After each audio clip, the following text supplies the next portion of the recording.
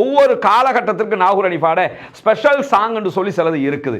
ரமலானுடைய காலத்தை நம்ம எடுத்துக்கிட்டோம்னா, ஒரு நகரில் 7 வயதுடைய ஏழை பாலகன் முழுவதுமாக இஸ்லாத்தினுடைய கருத்துக்களை குழி தோண்டி புதைக்கிற பாடல் என்பதை நாம் புரிந்து கொள்ள வேண்டும். ஒரு நாள் மதீனா நகர்தனிலே மஸ்ஜித் நபவியிலே.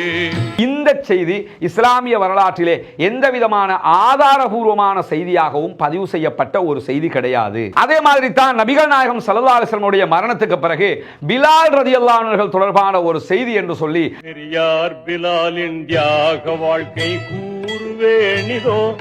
தெருவுல எல்லாம் பித்தன் மாதிரி பைத்தியக்காரன் மாதிரி அவர் திரிஞ்சாரு. முகமது நபி எங்க, முகமது நபி எங்க. ஒரு நபி தோழர் இப்படி திரியவும் இல்லை, அவர்கள் திரிகிறவர் அல்ல. மரணத்தை யாராலும் வெல்ல முடியாது, நபிகள் நாயகமே மரணித்து விட்டார்கள், நபி தோழர்களே மரணித்து விட்டார்கள் என்று பாடிய அதே நாவினால், அல்லாஹ்வின் அருட்சுடராம் அண்ணல் தாஹா நபி எங்கே, அஞ்சாத வீரம் கொண்ட ஆண்மை அலி யார் எங்கே, எல்லோரும் போற்றுகின்ற ஆண்மை பாத்திமா எங்கே, நமனை விரட்டுவதற்கு மருந்தொன்று விக்குது நாகூர் தர்காவிலே என்று பாடியிருப்பார். நமன்னா யமன், யமனை உயிரெடுக்கக்கூடிய மலக்குள் மௌத்த விரட்டக்கூடிய மருந்தே நாகூர் தர்காவில் இருக்குது அப்படிம்பாரு.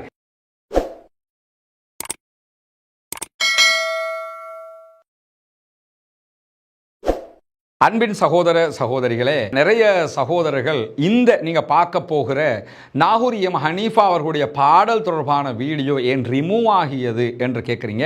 அது ரிமூவ் ஆகலை, அந்த வீடியோ நம்மளே ரிமூவ் பண்ணிட்டு மீண்டும் அப்லோட் பண்ணியிருக்கிறோம். அதுக்கான காரணம் என்னன்னா, அந்த வீடியோ போடப்பட்டதோடு நிறைய சகோதரர்கள் எனக்கும் தனிப்பட்ட ரீதியில் தொடர்பு கொண்டு நாகூர் ஹனீஃபா தான் மரணிச்சிட்டார்ல, அப்போ அவரை பற்றி ஏன் பேசியிருக்கிறீங்கன்னு கேட்குறாங்க. உண்மையிலே இந்த வீடியோவை நீங்கள் பின்னால் பார்க்க முடியும். நாகூர் இமாம் ஹனீஃபா அவர்களுடைய மறுமையினுடைய நிலை என்னங்கிறத பற்றி நம்ம அங்கே பேச வரல. அவருடைய பாடல்களில் இணை வைப்பு இருக்கிறது, அவருடைய பாடல்களில் ஷிர்க் இருக்கிறது, இறைவனை மறுக்கக்கூடிய கருத்துக்கள் இருக்கிறது. அதை நம்ம சுட்டி காட்டி இருக்கிறோம்.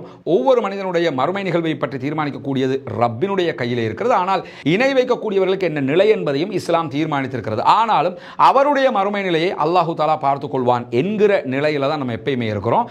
இந்த வீடியோ பேசப்பட்டிருப்பதுடைய நோக்கம் என்னன்னா, அவர் வாழுகிற காலத்தில் இணை வைக்கக்கூடிய, இஸ்லாத்தை மறுக்கக்கூடிய பல கருத்துக்கள் அடங்கிய பாடல்களை பாடிட்டு போயிருக்கிறாரு. அவர் மரணிச்சிட்டார், அவரை பற்றி பேசுறீங்களா? நம்ம அவரை பற்றி இங்கே பேசல, அவர் பாடியிருக்கக்கூடிய பாடல்களை பற்றி பேசுகிறோம். எனவே இந்த பாடல்கள் நம்ம பாடுகிற நேரம் அல்லது நம்ம அதை ரசிக்கிற நேரம், அதை அனுமதிக்கிற நேரம் நாமும் இணை வைப்புக்கு துணை போனவர்களாக ஆகிருவோம். அல்லாஹு தஆலா மன்னிக்காத ஒரு குற்றம் இணை வைப்பாக இருக்கிறது. எனவே இறைவன் மன்னிக்காமல் மறுமையில் எந்த பாவத்தையும் அல்லாஹ் நாடினா நம்மளை மன்னிச்சு விட்டுருவான் மரணத்துக்கு பிறகு.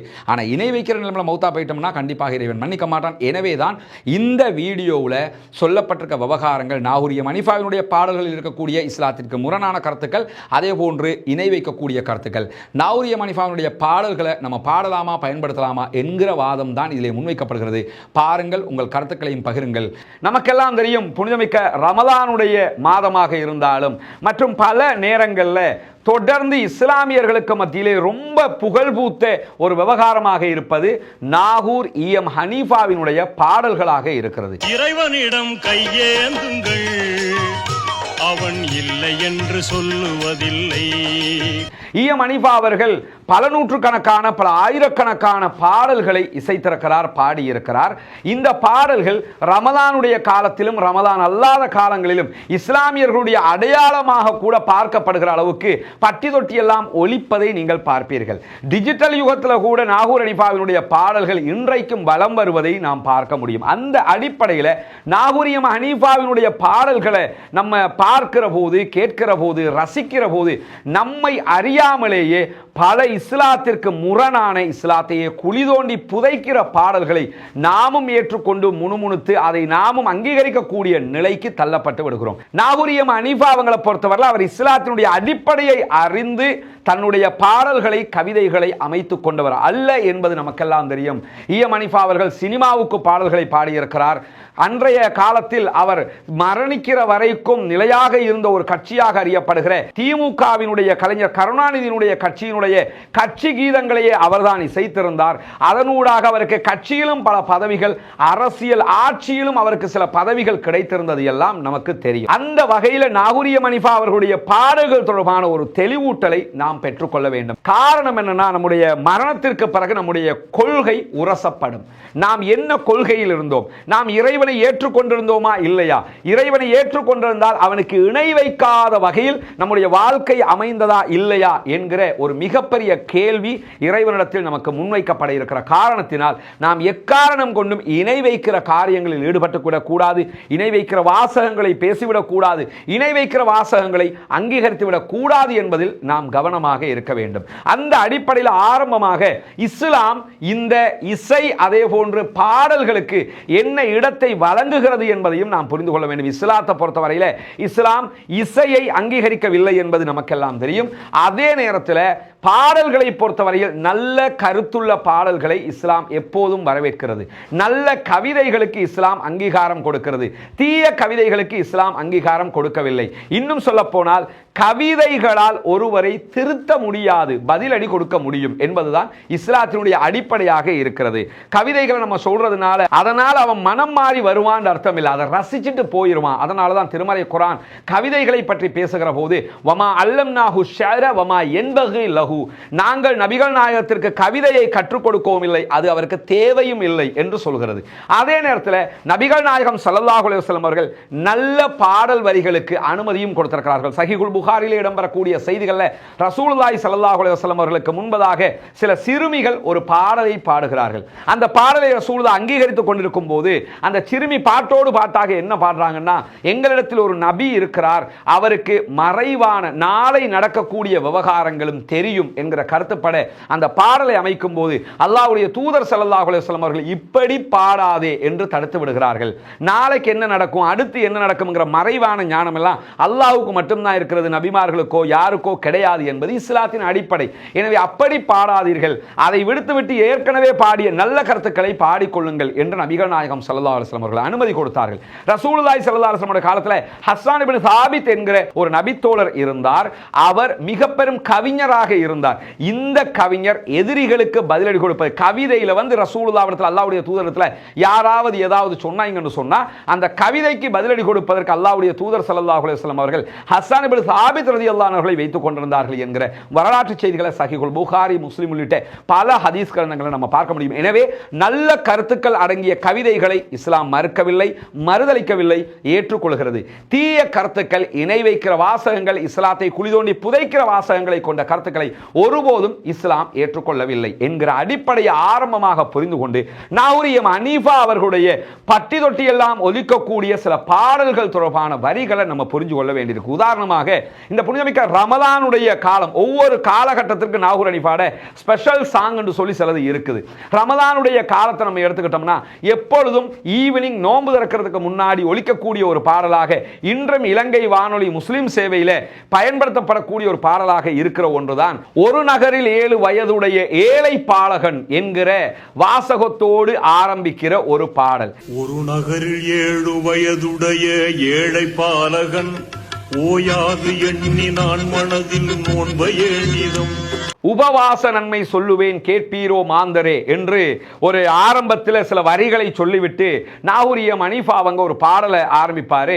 அந்த பாடல் என்ன கருத்தை சொல்லும்னா, ஒரு நகரம், அந்த நகரத்திலே ஒரு சிறுவன் இருந்தான். அவன் நோன்பு பிடிப்பதற்கு ஆசைப்பட்டு கொண்டிருந்தான். ஆனால் அவன் சிறுவனாக இருப்பதால் அவனுடைய தாய் அவனை நோன்புக்காக எழுப்பாமல், சகருக்கு எழுப்பாமல் விட்டுறாங்க. அடுத்த நாள் அவன் எழும்பி பட்டினி நோன்பாக இருக்கிறான். பட்டினி நோன்புல இருக்கும் போது, நோன்பு திறக்கிற நேரம் நெருங்குகிற போது அவன் பட்டினி தாங்காமல் மரணித்து விடுகிறான் என்றும், மரணித்ததற்கு பிறகு தாய் அழுது கொண்டிருக்கும் போது அந்த வழியாக வந்த ஒரு நல்ல மனிதர் ஊடாக அவன் மீண்டும் உயிர் பெறுகிறான் என்கிற கருத்தும் தான் இந்த பாடலில் பதிவு செய்யப்பட்டிருக்கிறது. நீயே எழுவாய் என்று சாது கூறினாரதே, நிமிஷத்திலே எழுந்து சிறுவன் இறையை வணங்கினான். நிமிஷத்திலே எழுந்து சிறுவன் இறையை வணங்கினான். பரவாயில்லை, எவ்வளவு சூப்பரான பாட்டுன்னு நம்ம நினைப்போம். ஆனா ஒரு நகரில் 7 வயதுடைய ஏழை பாலகன் என்று ஆரம்பிக்கிற இந்த பாடல் முழுவதுமாக இஸ்லாத்தினுடைய கருத்துக்களை குழி தோண்டி புதைக்கிற பாடல் என்பதை நாம் புரிந்து கொள்ள வேண்டும். ஏன்னா இப்படி ஒரு சம்பவம் உலகத்தில் நடக்கவே இல்லை, எந்த ஹதீஸ் கிரந்தங்களையும் கிடையாது, இப்படி ஒரு சம்பவத்திற்கு எந்த ஆதாரமும் கிடையாது என்பது முதல் விவகாரம். இரண்டாவது விவகாரம், மரணித்து விட்ட ஒருவரை உயிர்ப்பிக்கிற ஆற்றல் இறைவனை தவிர யாருக்குமே கிடையாது. அல்லாஹு தஆலா அற்புதங்களை நிகழ்த்துவதற்காக தான் இறைவன் என்பதை நிரூபிப்பதற்காக சில நபிமார்களுக்கு அந்த அற்புதங்களாக ஒரு சில நிமிடங்களில் கொடுத்த சில விவகாரங்களை தவிர்த்து எந்த ஒரு சந்தர்ப்பத்திலும் இப்படியான ஆற்றல் யாருக்கும் வழங்கப்படவில்லை. அந்த ஆற்றல் இறைவனுக்குரிய ஆற்றல் என்று இருக்கும்போது இந்த பாடல் ஒரு சிறுவனை எவரோ ஒருவர் வந்து உயிர்ப்பித்தார் என்றும் அந்த சிறுவன் நோன்பு நோற்றிருந்தான் என்றும் பாடக்கூடிய பாடல் இஸ்லாத்தை முற்றுமுழுதாக குழி தோண்டி புதைக்கக்கூடிய ஒரு பாடல். எனவே இது இஸ்லாத்திற்கு சம்பந்தம் இல்லாதது. இப்படி ஒரு வரலாறு உலகத்தில் நடக்கவில்லை என்பதையும் நாம் புரிந்து கொள்ள வேண்டும். அதே மாதிரி நாகூர் ஹனீஃபாவினுடைய பாடல்கள்ல இன்னும் ஒரு பிரபலமான பாடல் என்னன்னு கேட்டா, ஒரு நாள் மதீனா நகர்தனிலே ஓங்கும் மஸ்ஜிது நபவியிலே, ஒரு நாள் மதீனா நகர்தனிலே ஓங்கும் மஸ்ஜிது நபவியிலே என்று சொல்லி ஒரு பாடலை படிப்பாரு. உக்காஷா என்கிற ஒரு நபித்தோரோடு தொடர்பட்ட ஒரு பாடலாக அந்த பாடலை அமைத்திருப்பார். நபிகள் நாயகம் ஸல்லல்லாஹு அலைஹி வஸல்லம் மரணம் நெருங்குகிறதாம். நெருங்குகிற போது ரசூலுல்லாஹி ஸல்லல்லாஹு அலைஹி வஸல்லம் அவர்கள் நபித்தோர்களிடத்தில் நான் ஏதாவது பிழை செஞ்சிருக்கேனா, பிழை செஞ்சா என்ன மன்னிச்சுக்கிறங்க என்று சொல்லும்போது, ஆமா நபி அவர்களே எனக்கு ஒரு பிழை செஞ்சிருக்கிறீங்க.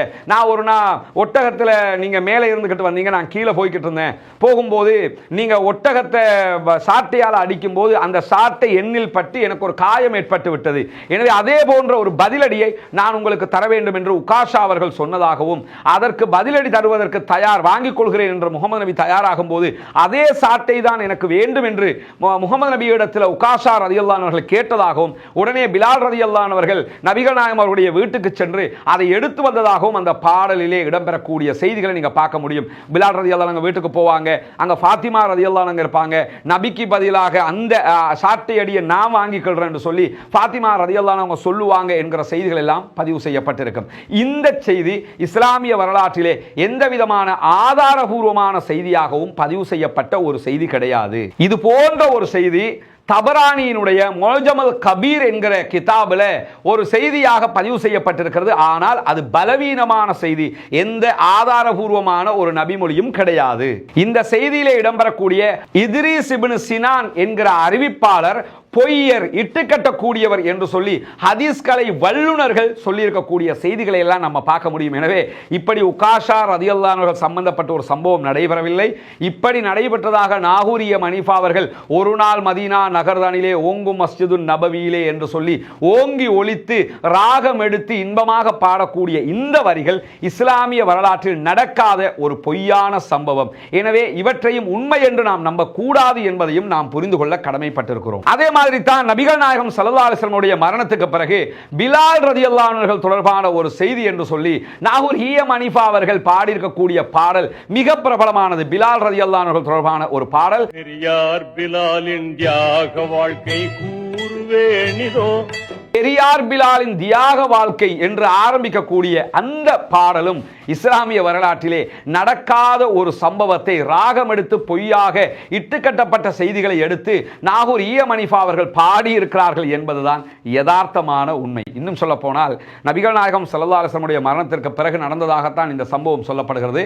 அதிலும் பிலால் ரலியல்லாஹு அன்ஹு அவர்கள் நபிகள் நாயகம் ஸல்லல்லாஹு அலைஹி வஸல்லம் அவங்க மௌத்தா போனதை ஏத்துக்கறாம ரசூலுல்லாஹ்வை தேடி தேடி தேடி கடைசியில் அவர் மனநோயாளியாக மாறுகிற அளவுக்கு சென்றார் என்கிற வாசகங்களை எல்லாம் நாகூர் ஹனீஃபா அவர்களுடைய பாடல் சுமந்து வரும். அன்பிற்கினிய சகோதர சகோதரிகளே, உங்களுக்கு எல்லாம் தெரியும், புனிதமிக்க ரமலானுடைய மாதத்தில் இஸ்லாத்தை ஏற்றுக்கொண்ட 14 குடும்பங்களுக்கான ஒரு வீட்டு திட்டத்தை உருவாக்குவதற்கான உதவிகளை உங்ககிட்ட கேட்டு வர்றோம். சகோதரர்கள் அதற்கான உதவித்தொகைகளை உங்களால் முடிந்த அளவுக்கு அனுப்பி கொண்டிருக்கிறீர்கள். அந்த அடிப்படையில் அந்த மக்களுக்கான வீடுகள் கட்டுகிற பணியை முதல் கட்டமாக நம்ம ஆரம்பிச்சிருக்கிறோம். அந்த காட்சிகளை நீங்க முன்னாடி பார்க்க முடியும்.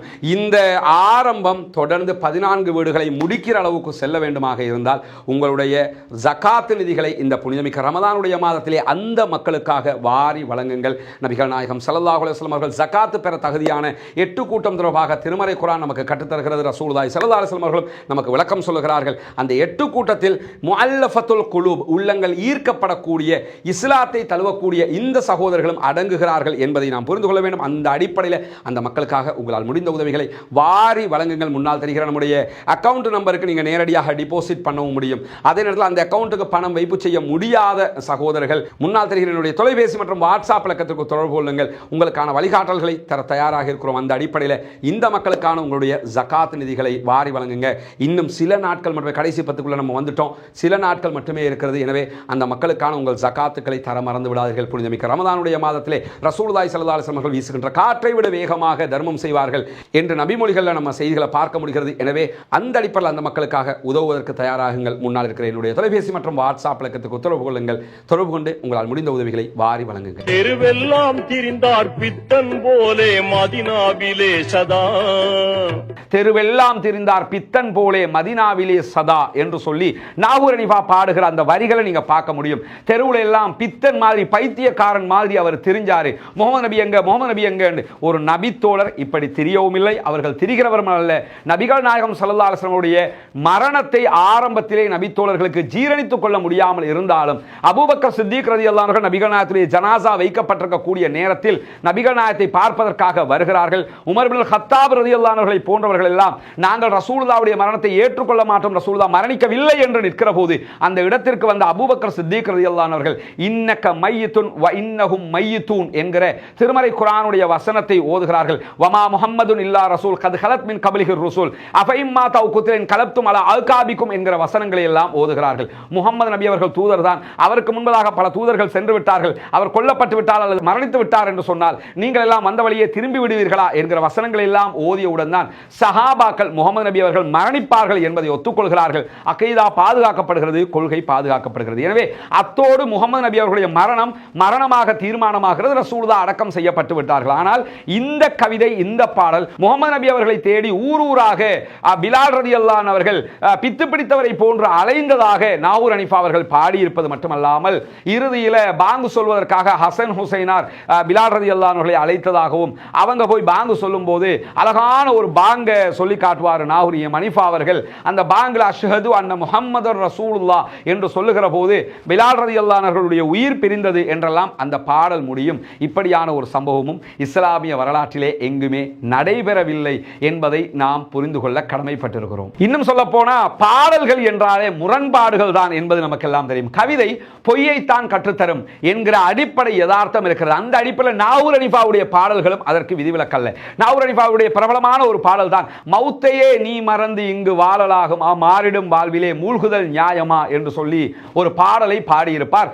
மௌத்தையே நீ மறந்து இங்கு வாழலாகுமா, மரணத்தை பற்றி பேசக்கூடிய ஒரு பாடல். மன்னாதி மன்னரெல்லாம் நிரந்தரமா இருந்ததில்லை, மகத்தான முறையில் வாழ்ந்த மனிதரெல்லாம் நிலைத்ததில்லை என்று சொல்லி உலகத்தில் யாருமே நிலைச்சதில்லை என்று அவர் அந்த ஒவ்வொருவராக சொல்லி காட்டி அத்தனை பேர் மரணிக்கிறவர்கள் தான் என்று அந்த பாடலை அமைத்திருப்பார். அல்லாஹ்வின் அருட்சுடராம் அண்ணல் தாஹா நபி எங்கே, முகமது நபியை மௌத்தா போயிட்டாங்களே, அஞ்சாத வீரம் கொண்ட ஆண்மை அலி யார் எங்கே, அலி இப்னு அபீ தாலிப் அவர்கள் யாருக்கும் பயப்படாதவர், அவரும் மௌத்தா போயிட்டாரு. எல்லோரும் போற்றுகின்ற அன்னை ஃபாத்திமா எங்கே, ஃபாத்திமா ரலியல்லாஹு அன்ஹா மௌத்தா போயிட்டாங்க, இப்படி எல்லோருமே மரணித்து விட்டார்கள் என்று மரணத்தை பற்றி அவர் பாடிய பாடல் எல்லோருக்கும் தெரியும். அல்லாஹ்வின் அருட்சுடராம் அண்ணல் தாஹா நபி எங்கே, அஞ்சாத வீரம் கொண்ட ஆண்மை அலி யார் எங்கே, எல்லோரும் போற்றுகின்ற ஆண்மை ஃபாத்திமா எங்கே. அதே நாகூர் ஹனீஃபா அவர்கள் தான் நமனை விரட்ட மருந்தொன்று விக்குது நாகூர் தர்காவிலே என்று சொல்லி ஒரு பாடலையும் இசைத்திருப்பார். மரணத்தை யாராலும் வெல்ல முடியாது, நபிகள் நாயகமே மரணித்து விட்டார்கள், நபி தோழர்களே மரணித்து விட்டார்கள் என்று பாடிய அதே நாவினால் நமனை விரட்டுவதற்கு மருந்தொன்று விக்குது நாகூர் தர்காவிலே என்று பாடியிருப்பார். நமன்னா யமன், யமனை உயிரெடுக்கக்கூடிய மலக்குள் மௌத்த விரட்டக்கூடிய மருந்தே நாகூர் தர்காவில் இருக்குது அப்படிம்பாரு. என்னன்னா அந்த மருந்தை சாப்பிட்டோம்னா நம்ம சாக மாட்டோம் அப்படின்னு சொல்லி ஒரு பாடலை பாடியிருப்பார். உலகத்தில் மரணிக்காமல் நிரந்தரமாக உயிர் வாழுகிறவர்கள் என்று யாரும் இருக்க முடியாது. ஈசா அலைஹிஸ்ஸலாம் அவர்கள் கூட மீண்டும் இந்த பூ உலகுக்கு திரும்பி மரணித்து விடுவார்கள் என்றுதான் இஸ்லாமிய மார்க்கம் சொல்லுகிற போது மரணத்தை துரத்துவதற்கான மருந்தே நாகூர் தர்காவிலே இருக்கிறது என்று சொல்லி அவர் பாடியிருக்கக்கூடிய இணை வைக்கக்கூடிய, இணை வைப்பை தூண்டக்கூடிய பல பாடல்களை நம்ம பார்க்க முடியும். அதே நேரத்தில் தான் நாகூர் ஹனீஃபா அவர்கள் பாடிய மிக பெரும் சர்ச்சையை உண்டாக்கிய ஒரு சினிமா பாடலும் இருக்கிறது. என் மதமா உன்மதமா ஆண்டவன் எந்த மதம் என்று அந்த பாடலை அவர் பாடியிருப்பார். உன்மதமா என் மதமா ஆண்டவன் எந்த மதம், நல்லவங்க மதமோ ஆண்டவன் அந்த மதம். நல்லவங்க எம்மதமோ ஆண்டவன் அந்த மதம். எந்த மதத்துல நல்லவங்க அதிகமாக இருக்கிறாங்களோ அந்த மதத்துல தான் ஆண்டவன் இருக்கிறான், படைச்சவன் ரப்பு இருக்கிறான்.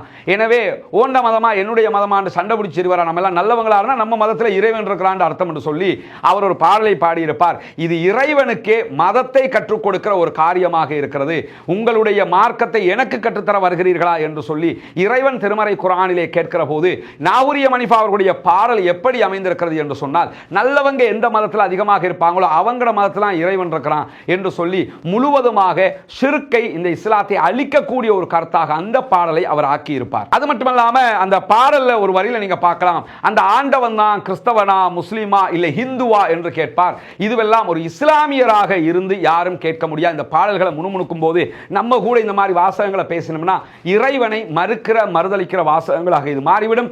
அல்லாஹ் பாதுகாக்க வேண்டும். இப்படியான பாடல்களை நாம் படிக்கவும் கூடாது, முணுமுணுக்கவும் கூடாது என்பதை புரிந்து கொள்ள வேண்டும். இறைவனிடம் கையேந்துங்கள், அவன் இல்லை என்று சொல்லுவதில்லை என்று அழகான வரிகளை பாடிய அதே நாகூர் ஹனீஃபா அவர்கள் தான் அடியார்க்கு அருள் செய்யும் அம்மா, அழகான கடலோரம் வாழ்கின்ற பீமா என்று சொல்லி ஒரு பெண்ணை பற்றி பாடியிருப்பார்கள். இறைவன் தான் கையேந்தனு, அவன் தான் நமக்கு எல்லாம் தருகிறான் என்று சொல்லி ஒரு பாடலிலையும் அடியாருக்கு அருள் செய்கிறார் அம்மா, அம்மாட்ட போய் கையேந்துங்க என்று சொல்லி இன்னொரு பாடலிலும் அவர் பாடியிருக்கக்கூடிய காட்சிகளையும் பார்க்க முடியும். இதுவெல்லாம் நேருக்கு நேர் முரணான ஷிர்க்கை, இணை வைப்பை கற்றுத்தரக்கூடிய பாடல்களாக இருக்கிறது. பகுதாது நகர்வாலும் தீரா நபி, தரை மீதில் தவம் ஏந்தி யா தஸ்தகீர் அப்படிம்பாரு. அப்துல் காதர் ஜீலானிக்கு ஒரு தஸ்தகீர் என்கிற ஒரு பேரை சொல்லுவாங்க பல பேரும். அந்த பேர் எதுக்காக சொல்றாங்கன்னா, அப்துல் காதர் ஜீலானி அவங்களும் அல்லாஹு தாலாவும் ஒரு பயணம் போய்கிட்டு இருந்தாங்களாம். அல்லாஹு தாலா திடீர்னு வலிக்கி ஆத்துக்குள்ள விழும்போது அப்துல் காதர் ஜீலானி அவங்க பாஞ்சி அல்லாஹ்வை பிடிச்சிட்டாங்களாம். பிடிச்சு முடி அல்லாஹ் என்ன சொன்னானா, யா தஸ்தகீரே, என்ன நீங்க பாதுகாத்துட்டீங்களே என்று அல்லாஹு தாலா சொன்னான். எனவே அல்லாஹ்வையே கரம் கொடுத்து பாதுகாத்தவர் தான் அப்துல் காதர் ஜீலானி. அதனால் அல்லாஹ் வைத்த பெயர் தான் யா தஸ்தகீர் என்று சொல்லி எழுதி வைத்திருப்பார்கள்.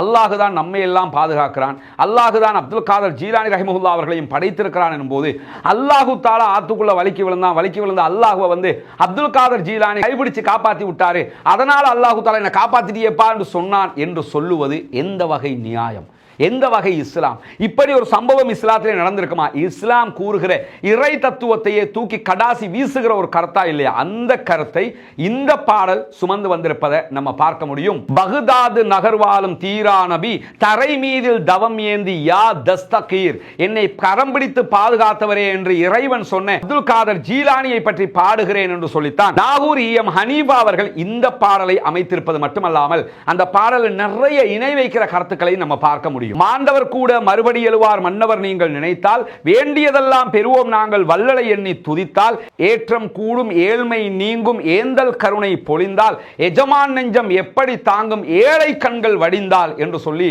அவர் அந்த பாட்டை எதுகை மோனையோட அமைச்சிருப்பாரு. ஆனால் அந்த பாட்டினுடைய கருத்தை நீங்க பார்த்தீங்கன்னா முற்றுமுழுதாக இஸ்லாத்தை புறக்கணிக்கக்கூடிய ஒரு கருத்தாக அது அமைந்திருக்கும். அந்த கருத்து தான் மாண்டவர் கூட மறுபடி எழுவார் மன்னவர் நீங்கள் நினைத்தால் என்று ஆரம்பிக்கும். மரணித்தவர் கூட அப்துல் காதர் ஜீலானி நினைச்சிட்டாங்கன்னு சொன்னா திரும்ப உயிரோட வந்துருவார் என்று பாடியிருப்பார். உலகத்திலே யாருக்கும் இறைவன் கொடுக்காத ஒரு அதிகாரத்தை பற்றி பேசுகிறார். இறைவனையே கீழ்நிலையில் வைக்கக்கூடிய ஒரு பாடலாக இந்த பாடல் அமைந்திருக்கிறது. எனவே இப்படி ஏகப்பட்ட பாடலை நாகூரிய மனிஃபா அவர்களுடைய வரலாற்றில் நம்ம பார்க்க முடியும். நாகூரிய மனிஃபா அவர்கள் இஸ்லாமிய கீதங்கள் என்கிற பெயரில் படித்திருக்கக்கூடிய ஏகப்பட்ட பாடல்கள் இஸ்லாத்தினுடைய கருத்துக்களை மறுதளிக்கக்கூடிய, இஸ்லாத்தினுடைய கருத்துக்களை முற்றுமுழுதாக மறுக்கக்கூடிய பாடல்களாக இருக்கிறது. எனவே ரமதானுடைய காலம் என்று சொல்லிவிட்டு நாகூர் ஹனீஃபாவுடைய பாட்டை கேட்போம் என்று சொல்லி இப்படி இஸ்லாத்தையே குழி தோண்டி புதைக்கிற பாடல்களுக்கு நாம் அங்கீகாரம் கொடுக்க கூடாது. எனவே இந்த பாடல்கள் சொல்லுகிற கருத்துக்களை ஒரு கணம் நின்று சிந்தித்து பாருங்கள். நான் எடுத்துக்காட்டுக்குத்தான் சில பாடல்களை சொல்லியிருக்கிறேன். ஏகப்பட்ட பாடல்களை இப்படி நாம் பார்க்க முடியும் என்பதையும் புரிந்து கொள்ளுங்கள். அல்லாஹு தாலா நம் அத்தனை பேரையும் நல்ல வழிகளில் ஒன்றிணைப்பானாக. வாஹர் தஅவானா அல்ஹம்துலில்லாஹி ரப்பில் ஆலமீன்.